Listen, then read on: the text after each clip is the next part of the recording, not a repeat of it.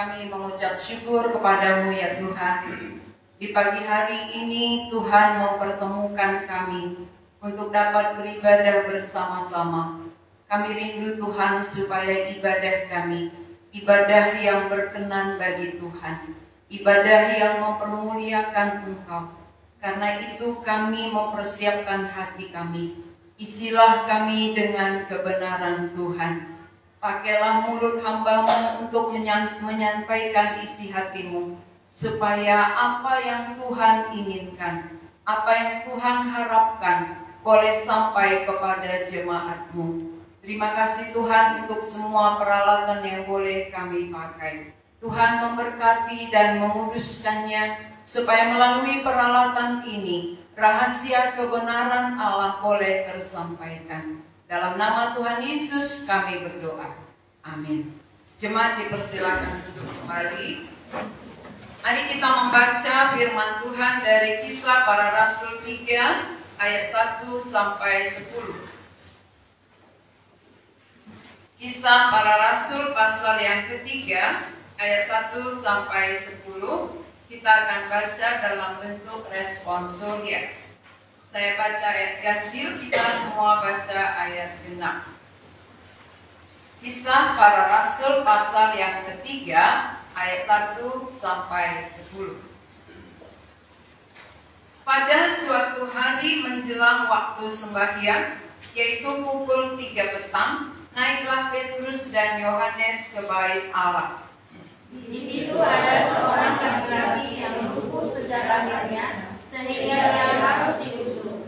Tiap-tiap hari orang itu diletakkan dekat pintu gerbang bait Allah yang bernama Gerbang Juda, untuk meminta sedekah kepada orang yang masuk ke dalam bait Allah. Ketika orang itu melihat bahwa Petrus dan Yohanes hendak masuk ke bait Allah, ia meminta sedekah.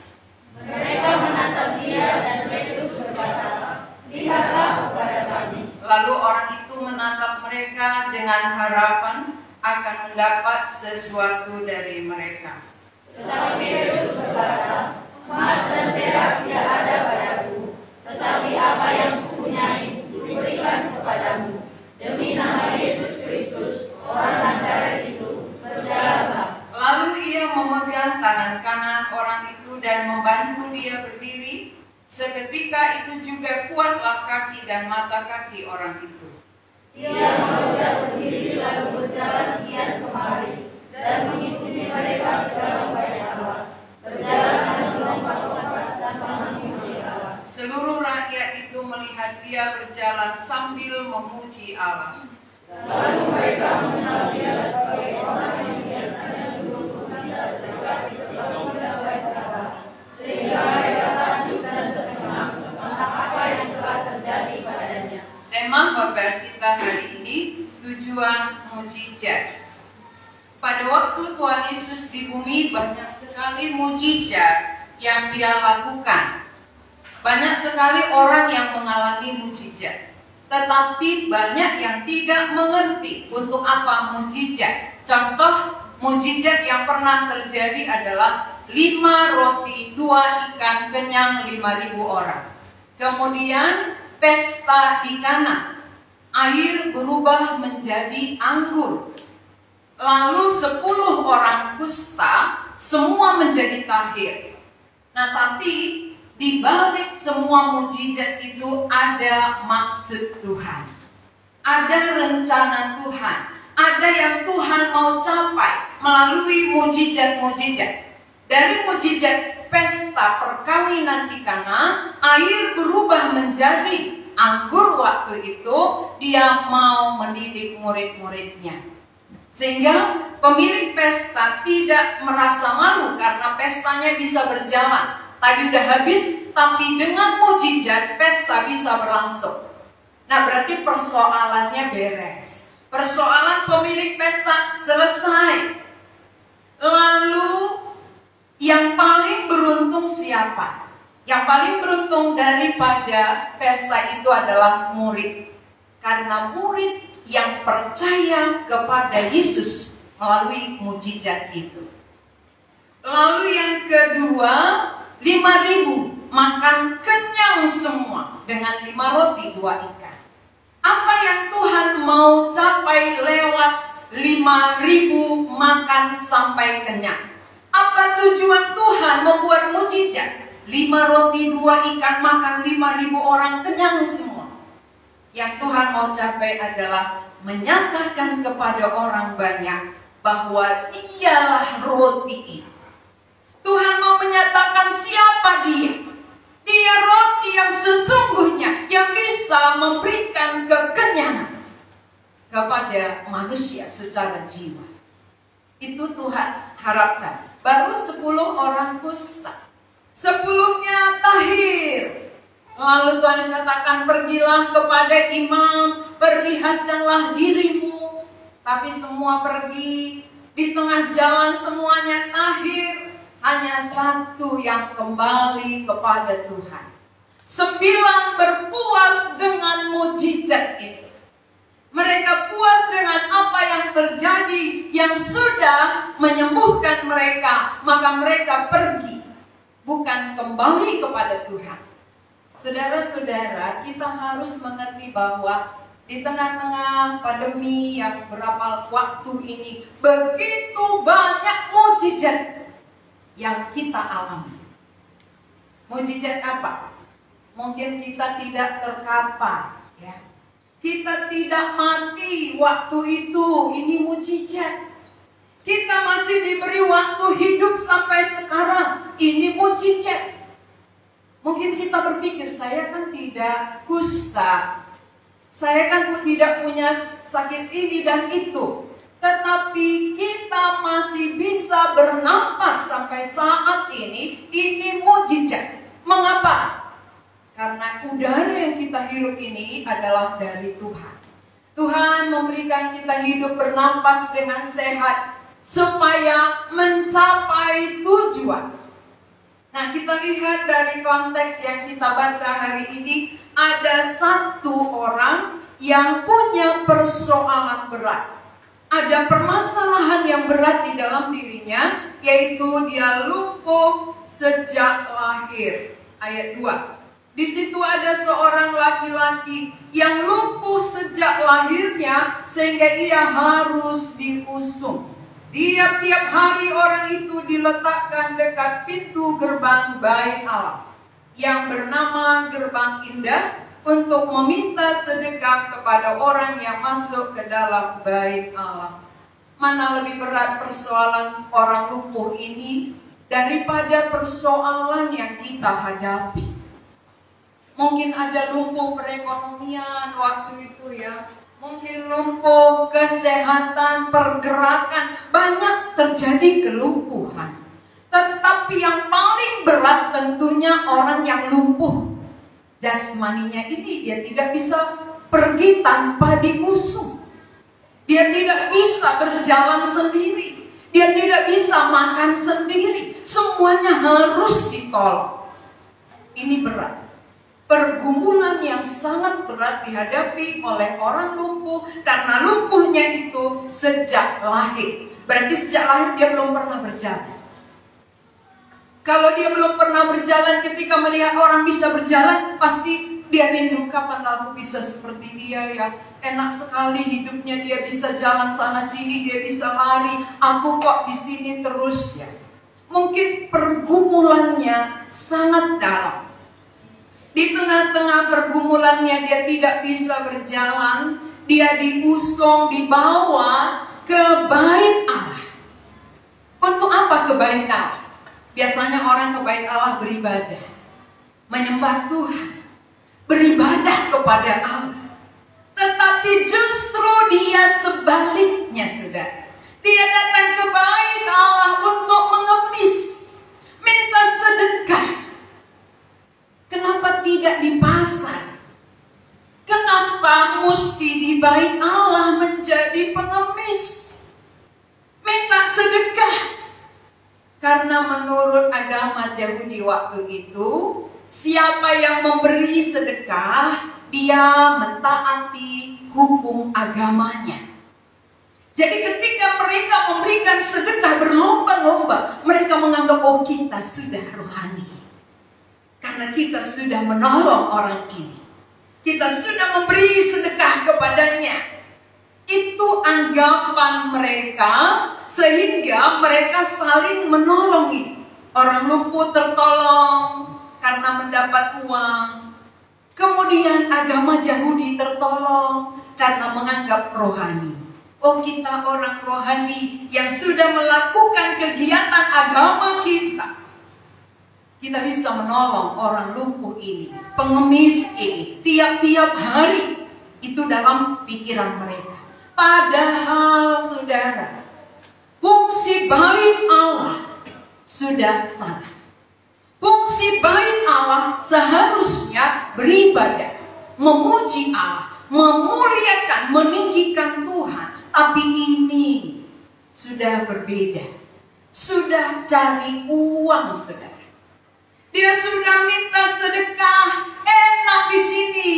Enak minta sedekah, kenapa? Karena orangnya rohani. Kalau dia rohani pasti berlomba-lomba memberi gitu. Nah, saudara yang dikasihi Tuhan, itukah kebutuhan orang lumpuh ini? Itukah ceritanya? Dia sendiri tidak tahu. Orang-orang yang beribadah juga tidak tahu. Mungkin pengalaman kita juga bisa sama. Kita tidak tahu apa sebenarnya yang kita perlukan saat ini. Apa kebutuhan kita yang paling mutlak. Tapi ada satu yang mengerti kita, yaitu Allah itu sendiri. Hanya Dia yang tahu apa yang paling kita perlukan, apa yang paling kita butuhkan. Maka ada muridnya, rasulnya yang sudah dipenuhi dengan Roh Kudus. Ini yang dipakai oleh Tuhan. Murid Rasul Petrus dan Yohanes sudah dipenuhi Roh Kudus, itu pasal sebelumnya. Pasal 2 Pentakosta, di situ turun Roh Kudus, mereka dipenuhi dengan Roh Kudus sehingga mereka mengerti isi hati Allah. Siapa yang dipenuhi oleh Roh Kudus, dialah yang mengerti tentang rahasia Allah, kehendak Allah, dan keperluan manusia.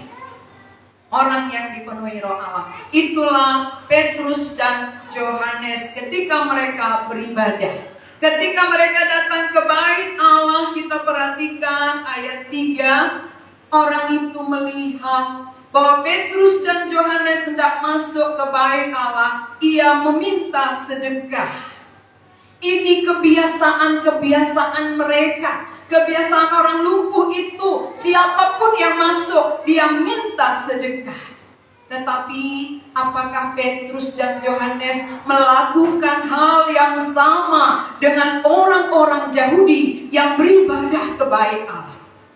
Dia beda. Kenapa? Karena dia dipenuhi Roh Allah, dipimpin oleh Allah, mengerti isi hati Allah, dan tahu apa keperluan orang lumpuh itu. Jadi yang mengerti isi hati orang lain yang sedang bersusah hati adalah Tuhan. Dan Tuhan memakai hamba-hambanya. Tuhan memakai para rasul. Maka kita perhatikan apa yang dilakukan oleh Petrus dan Yohanes. Mereka menatap dia dan Petrus berkata, lihatlah kepada kami.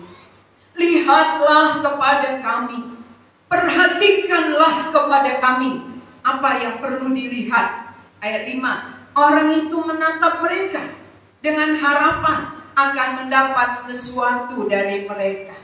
Ketika Petrus Yohanes katakan lihat kepada kami, maka orang lumpuh menatap. Wah, mungkin dikeluarkannya dolarnya gitu ya, diperhatikan. Tapi Petrus Yohanes bukan mengeluarkan sedekah. Tapi Petrus katakan apa? Ayat 6. Tetapi Petrus berkata, emas dan perak tidak ada padaku. Tetapi apa yang kupunyai, kuberikan kepadamu. Demi nama Yesus Kristus, orang Nazaret itu, berjalanlah. Saudara-saudara, Petrus yang dipenuhi oleh Roh Allah, mengerti keperluan orang lumpuh ini. Dia butuh berjalan. bukan butuh sedekah. Sedekah yang diberikan oleh orang Yahudi tiap-tiap hari tidak menolong dia untuk bangkit. Tidak menolong dia untuk berjalan. Kalau dia berjalan, saudara, tentu dia produktif. Dia bisa kerja tanpa harus mengemis, tanpa harus minta sedekah. Berarti Tuhan memikirkan lebih dari apa yang kita harapkan. Tuhan memikirkan lebih dari apa yang kita pikirkan, saudara. Tuhan lebih tahu. Tapi seringkali yang kita tangisi adalah uang. Orang lumpuh ini pun selalu duduk di gerbang indah. Gerbang indah bait Allah dengan harapan uang. Maka nyanyian anak sekolah minggu apa? Apa yang dicari orang? Uang. Apa yang dicari orang? Uang. Apa yang dicari orang? Siang, malam, pagi, petang. Uang. Bukan Tuhan Yesus. Saudara, orang lumpuh ini contoh. Orang lumpuh ini selalu cari uang. Orang yang beribadah juga sama harapannya. Mereka cocok. Cocoknya di mana? Kami beribadah, kasih sedekah, kami dianggap rohani. Kami kasih, kamu untung. Mereka cocok di situ. Tapi Tuhan bukan itu harapannya. Tuhan mau memberi yang lebih. Tuhan mau memberikan apa yang paling penting kepada orang lumpuh ini. Bayangkan saudara, sejak lahir gak bisa berjalan.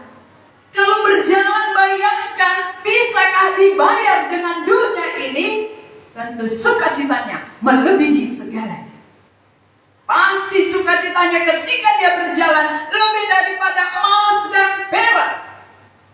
Maka Petrus katakan, emas perak tak ada padaku. Para rasul, murid Tuhan, hamba Tuhan, kekayaannya bukan emas perak. Kekayaan hamba Tuhan adalah Yesus Kristus. Itu yang paling mahal, itu yang paling berharga, itu yang perlu disampaikan kepada orang yang membutuhkan. Bukan uang, bukan materi. Saudara-saudara yang dikasihi oleh Tuhan, orang lumpuh tiap hari minta sedekah uang. Tetapi Petrus katakan, hartaku bukan emas, yang kupunyai bukan uang, tapi apa yang ada padaku, yang menjadi hartaku, kuberikan padamu. Hartaku yang terindah dan termahal adalah dalam nama Yesus, demi nama Yesus berjalan. Saudara, betapa bahagianya orang lumpuh ini. Sudah lama dia di pintu gerbang bait Allah. Tidak ada yang mengerti dia. Sudah lama dia minta sedekah. Tidak ada yang tahu apa yang dia paling perlukan secara batin. Hanya rasul yang dipenuhi roh Allah, yang tahu akan hal itu, yang mengerti keperluannya. Lalu sesudah itu saudara, kita melihat mengapa perkataan yang disampaikan oleh rasul bisa jadi. Mengapa perkataan Petrus bisa jadi seperti yang sudah pernah dilakukan Yesus ketika Yesus dibunuh. Tuhan Yesus pernah katakan kepada orang lumpuh, berjalan, angkatlah tempat tidurmu dan pulanglah ke rumahmu. Ini Tuhan Yesus yang ucapkan. Sekarang muridnya mengatakan hal yang sama, cuma bedanya kalau murid pakai demi nama Yesus. Kalau Yesus dengan mulutnya sendiri, kuasanya sendiri, bangkit, berjalanlah, pulanglah, angkat tempat tidurmu. Kalau Rasul Petrus katakan demi nama Yesus, berarti kuasa Yesus adalah sama. Ketika Yesus di bumi, kuasanya sama ketika dia sudah naik ke surga. diberi kuasa waktu turunnya Roh Kudus kepada para rasul. Sehingga waktu Petrus katakan demi nama Yesus berjalanlah, ayat 7 apa yang terjadi saudara-saudara? Lalu ia memegang tangan kanan orang itu dan membantu dia berdiri. Seketika itu juga kuatlah kaki dan mata kaki orang itu. Berarti perkataannya jadi. Perkataan Rasul berkuasa. Mengapa perkataan Rasul sebagai manusia biasa berkuasa? Karena dipenuhi oleh Roh Allah. Roh Allah membuat para rasul berkuasa. Bukan dari dirinya sendiri, tapi roh yang ada di dalamnya itu memberi kuasa kepadanya, supaya orang-orang yang melihat tahu bahwa Yesus yang mereka sembah benar-benar tetap sama. Yesus yang dulu ada di bumi ini dan Yesus yang sudah naik ke surga, kuasanya tidak berubah. Walaupun yang memberitakannya berubah. Tadinya Yesus langsung, sekarang rasulnya, tapi kuasa sama. Jadi saudara-saudara, apa yang terjadi kepada orang lumpuh ini? Ini hal yang sangat besar bagi dia. Ini hal yang luar biasa. Membuat dia melompat, ya, ayat 8. Ia melonjak berdiri lalu berjalan kian kemari dan mengikuti mereka ke dalam bait Allah. Berjalan, melompat-lompat, serta memuji Allah. Kehadiran Tuhan Yesuslah yang mengubahkan kehidupan seseorang. Di mana Yesus hadir, di situ terjadi perubahan. Perubahan di dalam diri orang lumpuh. Dari lumpuh sejak lahirnya menjadi berjalan. Berdiri, melompat-lompat. Berjalan kian kemari. Bayangkan kalau saudara yang lumpuh itu merasa saudara gak tahu bilang apa kepada Petrus. Gak tahu lagi bilang apa.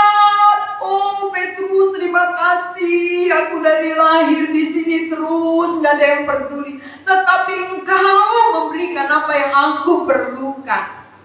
Sekarang gak perlu lagi aku minta sedekah. Aku bisa kerja sendiri karena kakiku sudah bisa berjalan. Kreatif, ya. Produktif.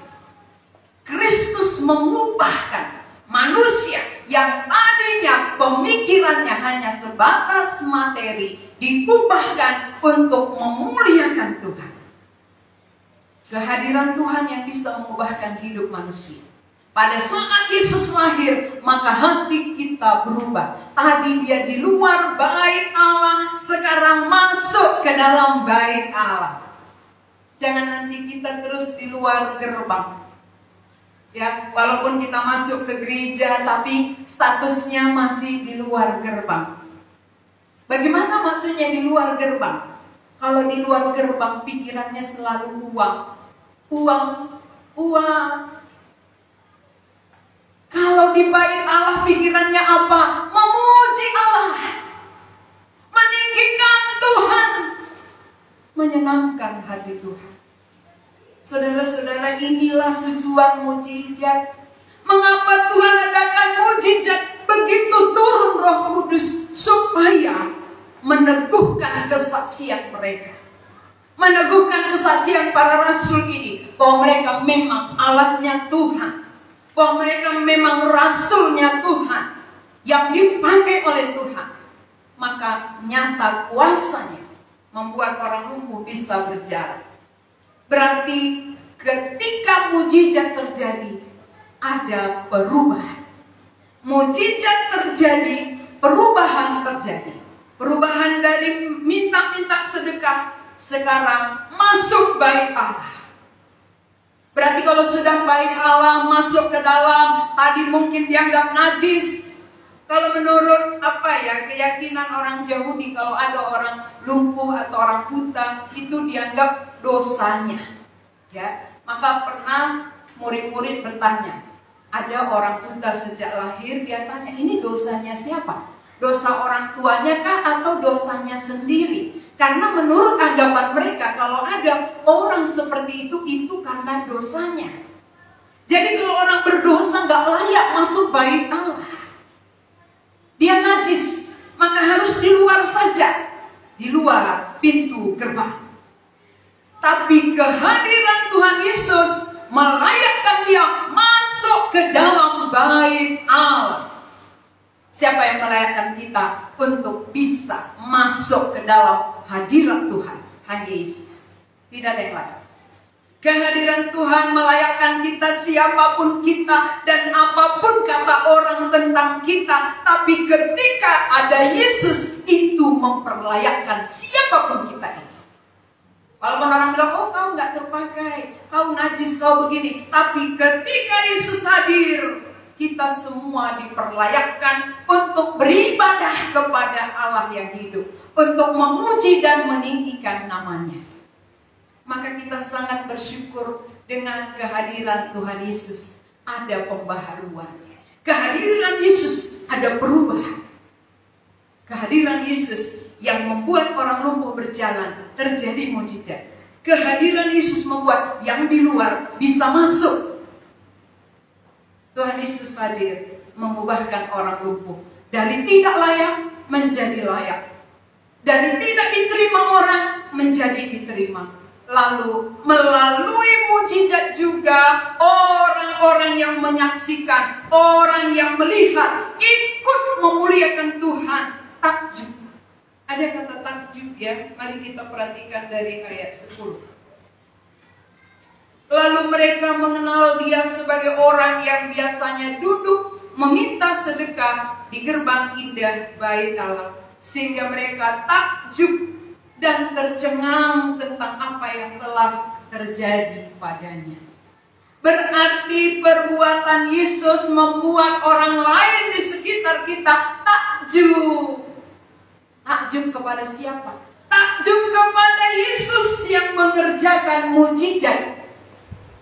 Takjub kepada kuasa Allah yang memakai para rasulnya. Berarti tujuan mujizat itu jelas untuk apa? Mujizat yang kita alami sehari-hari dalam hidup kita, tujuannya bukan supaya kita merasa cukup. Ya, saya sudah mendapat ini, terima kasih Tuhan. Saya sehat-sehat sampai saat ini, terima kasih Tuhan. Saya diberi rezeki, terima kasih Tuhan. Bukan sebatas itu. Tujuan Tuhan membuat mujizat bagi kita. Dari sulit ekonomi kita bisa makan, ini mujizat. Tujuannya untuk apa? Supaya datang memuji Tuhan. Tuhan, dalam kesulitan sekarang pun Engkau pelihara hidupku, sehingga aku bisa memuji Engkau, meninggikan namamu, menyembah Engkau. Ini tujuan Allah. Jadi jangan berhenti pada mujizat yang kita alami. Mungkin kita sudah mengalami sakit yang parah, lalu kita anggap kita akan bakalan mati. Tapi Tuhan tolong, Tuhan lepaskan. Sesudah Tuhan lepaskan, jangan menganggap beres. Oh, terima kasih Tuhan, aku sudah lepas dari kematian. Tapi tujuan Tuhan harus sampai. Apa tujuanmu terhadap diriku dengan mujizat yang aku alami? Supaya melalui mujizat ini, nama Tuhan dikenal, nama Tuhan dipuji, dan semua orang yang melihat bisa takjub memuliakan Tuhan. Jadi saudara-saudara yang dikasihi oleh Tuhan Yesus, hanya Petrus dan Yohanes sebagai rasul yang mengerti apa yang diperlukan oleh orang lumpuh itu. Orang yang giat beribadah, mereka tidak tahu apa keperluannya yang paling penting. Mereka hanya memberikan seperti yang dia minta. Ketika dia minta sedekah, mereka memberi sedekah. Jadi dua-duanya sebenarnya rugi. Orang lumpuh rugi karena bukan itu kebutuhannya yang paling penting. Yang memberi juga rugi. Di mana kerugiannya? Orang lumpuh yang mendapat sedekah tiap-tiap hari, dia akan berpuas diri dalam kebiasaannya itu. Dan orang yang memberi dengan sedekahnya juga berpuas diri dengan agamanya itu. Dia menganggap, oh dengan kita memberi sedekah, kita akan diterima oleh Allah. itu salah total. Maka Petrus meluruskan. Kehadiran para rasul meluruskan, menetralkan supaya kedua-duanya jangan rugi. Orang lumpuh mendapat keuntungan ketika Yesus menolong dia. Lalu orang yang beribadah juga melihat hal itu sehingga ikut memuliakan Tuhan. Ini artinya melalui mujizat Allah mau supaya manusia mengenal Yesus adalah Tuhan. Yesus Tuhan yang berkuasa. Yesus yang sama tetap sampai hari ini. Yesus yang dulu berkuasa mengadakan mujizat, sampai saat ini dia juga berkuasa mengadakan mujizat. Jadi kalau demikian saudara-saudara, kalau kita terus pikiran kita, hati kita, perjuangan kita hanya uang dari hari ke hari, bukan masuk ke baitnya Allah untuk memuji Dia, meninggikan namanya, bagaimana supaya Allah hadir. Bait Allah artinya Allah hadir. Jadi kita harus sampai menjadi bait Allah. Allah hadir dalam hidup kita, itu yang akan memberi perubahan yang besar. Itu yang akan memuaskan kehidupan kita. Tapi kalau hanya sekedar materi tadi, dia datang lagi besok. Besok ke situ lagi. Besok itu lagi. Tapi Yesus merubah, dia tidak perlu duduk di pintu gerbang lagi, minta sedekah. Dia bisa pergi berjalan, mencari nafkah sendiri. Dan dia tahu ada Allah yang berkuasa dalam hidupnya, dan tujuan hidupnya adalah untuk Tuhan, meninggikan Tuhan, memuliakan Tuhan. Jadi kita pun saudara-saudara, pergumulan-pergumulan yang berat yang sudah kita lewati, ada maksud Tuhan. Ada tujuan Tuhan melalui semua itu. Supaya kita melihat Dia. Melihat kuasanya. Lalu melalui itu kita takjub. Takjub kepada Tuhan. Memuji Tuhan. Bersorak-sorak. Melompat-lompat. Tuhan, ada satu yang kutemukan. Yang tidak pernah kudapatkan selama ini. Tapi di dalam Engkau aku mendapat. Inilah membuat jiwaku bergelora. Ini membuat aku merdeka melayani Tuhan. Merdeka memuji Tuhan. Tidak terikat dengan kakiku ini yang lumpuh. Yang harus dibawa orang lain. Yang harus digotong setiap hari. Kalau tanya batinnya pasti menjerit ya. Walaupun dikasih orang uang, itu hanya sebatas makan. Besok datang lagi makan. Tapi ketika dia lihat orang lalu lalang, pasti dia menjerit, siapa yang bisa menolong aku seperti mereka itu? Itulah tugas para rasul yang sudah dipenuhi oleh Roh Kudus. Jadi hanya yang dipenuhi Roh Kudus yang mengerti kebutuhan paling mutlak di tengah-tengah kehidupan seluruh umat manusia. Itulah para rasul dan juga hamba-hambanya yang sudah diselamatkannya dan orang-orang percaya yang telah ditebusnya. Itu yang mengerti apa kebutuhan masyarakat, ya, penduduk yang ada di bumi ini. Kebutuhan mereka bukan uang. Semua mencari uang, semua cari kekayaan. Dapat uang, dapat kekayaan itu apa? Makan lalu dibuang, makan kejamban. Kalau hanya proses itu yang terjadi sampai mati, betapa malangnya mereka, saudara. Kalau kita tidak tolong mereka. Kita yang sudah dibebaskan dari pengertian seperti itu, mari kita bangkit memikirkan mereka. Supaya mereka jangan terus di situ tiap-tiap hari hanya mikirkan uang sampai mati, neraka lagi. Maka sebelum terlambat, ini waktu kesempatan bagi kita yang sudah percaya bangkit memikirkan mereka. Kita bukan hanya mengusung mereka untuk mendapat sedekah, tapi mengusung mereka masuk ke bait Allah. Itu tugas kita. Bagaimana dia punya persekutuan dengan Allah. Bukan di luar gerbang yang indah, mendapat sedekah-sedekah. Tetapi masuk di dalam bait Allah, punya persekutuan dengan Allah, dan memuji Allah, melompat-lompat karena jiwanya sudah diselamatkan. Melalui mujizat jiwanya diselamatkan. Melalui mujizat ada perubahan terjadi. Dari tidak produktif menjadi produktif. Melalui Tuhan Yesus hadir dalam hidupnya, dia bisa masuk ke bait Allah. Tadinya di luar. Kehadiran Tuhan Yesus membuat pikirannya berubah dari memikirkan uang menjadi memikirkan Allah. Inilah harapan Tuhan, saudara, supaya jadi di dalam hidup kita semua. Mari sudah bisa kita pikirkan orang-orang lumpuh yang tiap-tiap hari minta-minta sedekah saja. Yang tiap-tiap hari hanya memikirkan uang dan uang. Tidak pernah pikirkan bagaimana dia punya persekutuan pribadi dengan Allah. Itu tugas kita. Itu bagian kita memikirkan mereka sebelum terlambat. Jadi kita bersyukur hari ini melalui Petrus dan Yohanes sebagai rasul yang dipenuhi Allah mengerti kebutuhan orang lain. Kita yang sudah dipenuhi oleh Roh Kudus, kita juga seharusnya tahu apa yang mereka perlukan. Bukan uang, tetapi Kristus hadir cukup, karena kehadiran Kristus itu mengubah segalanya. Mari kita berdoa. Tuhan, kami bersyukur kepadamu melalui apa yang sudah kami dengar.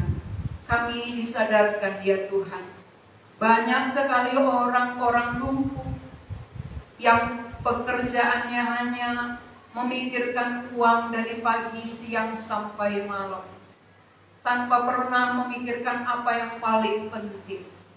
Di tengah-tengah kehidupan, di tengah-tengah perjuangan di dunia ini, sudah banyak mujizat yang kami alami.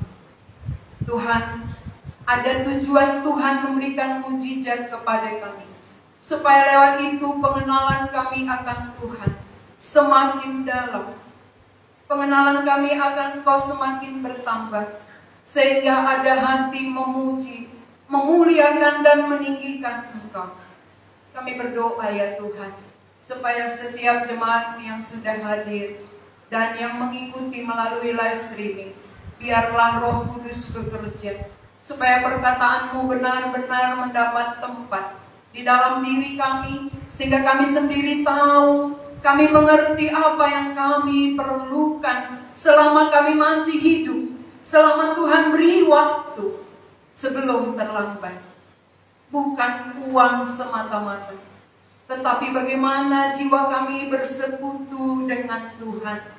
Itulah kerinduan Tuhan, dan itu juga kerinduan para hamba-hamba yang melayani Engkau dengan penuh kasih. Tuhan, kami berdoa supaya saudara-saudara kami yang sampai hari ini belum punya persekutuan pribadi dengan Engkau, supaya lewat firman-Mu ini Engkau bekerja. Engkau menyadarkan mereka bahwa yang mereka perlukan bukanlah materi, bukan kekayaan, tetapi Engkau sendiri hadir. Kehadiran-Mu lah yang membuat mereka bersorak-sorai, jiwa mereka bersuka cita. Itu kerinduan Tuhan, itu menjadi kerinduan kami. Jadilah kepada saudara-saudara kami yang belum diselamatkan, dan bagi kami yang sudah percaya, supaya kami termotivasi memikirkan orang yang masih lumpuh sampai saat ini, supaya mereka boleh berjalan, mereka boleh masuk ke bait-Mu bersama-sama memuji Engkau.